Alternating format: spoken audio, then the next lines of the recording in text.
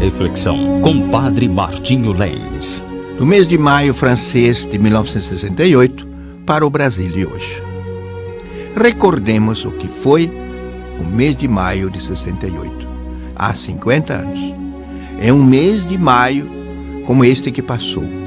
Enquanto o Brasil estava aprisionado pela ditadura, na França irrompia a maior revolta estudantil do século.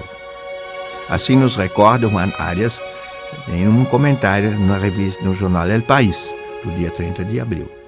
Foi uma explosão em favor da liberdade, chamada também de a Revolução da Alegria. Desde aquele maio, chegou-se a escrever que depois dele, nada mais foi igual em toda parte do mundo. O poder mudou de domicílio e foi entregue à imaginação. O Brasil chegou ao aniversário desse meio século do maio francês, confuso e alarmado, enquanto tocam os sinos do alerta para a presença de nostalgias autoritárias e belicosas, tanto por parte da direita como da esquerda.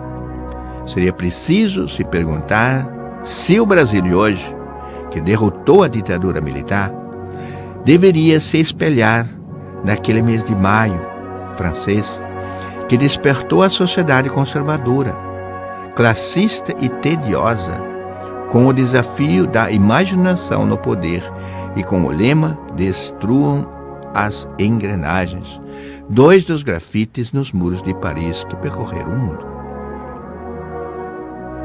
As testemunhas e os protagonistas, ainda vivos daquele maio francês, que lançou as bases da defesa de direitos humanos e das liberdades de expressão, da luta contra o machismo e do reconhecimento da dignidade da mulher, discutem ainda hoje se foi uma revolução política ou cultural. As centenas de livros publicados buscando explicar aquele incendiário mês de maio francês vão desde os detratores daquela revolta que deixou por um mês suspensa a França de Sartre e Voltaire, aos que a consideram a mais criativa explosão juvenil conhecida até hoje. Desde os que a viram como o renascer de valores do liberalismo, que livrasse das amarras do conservadorismo, aos que a consideraram fracassada, porque propôs a luta de não propôs a luta de classes, né? Alguns acharam que ela foi também por isso fracassada. Nem a propôs, nem podia propor, já que a revolta dos jovens, filhos de classe burguesa, se uniu ao proletariado das fábricas, dos sindicatos e do próprio Partido Comunista, para juntos paralisarem o país durante um mês. Foi algo suprapartidário e supraclassista. Apesar de muitos feridos nos enfrentamentos com a polícia, esse movimento foi uma explosão de liberdade.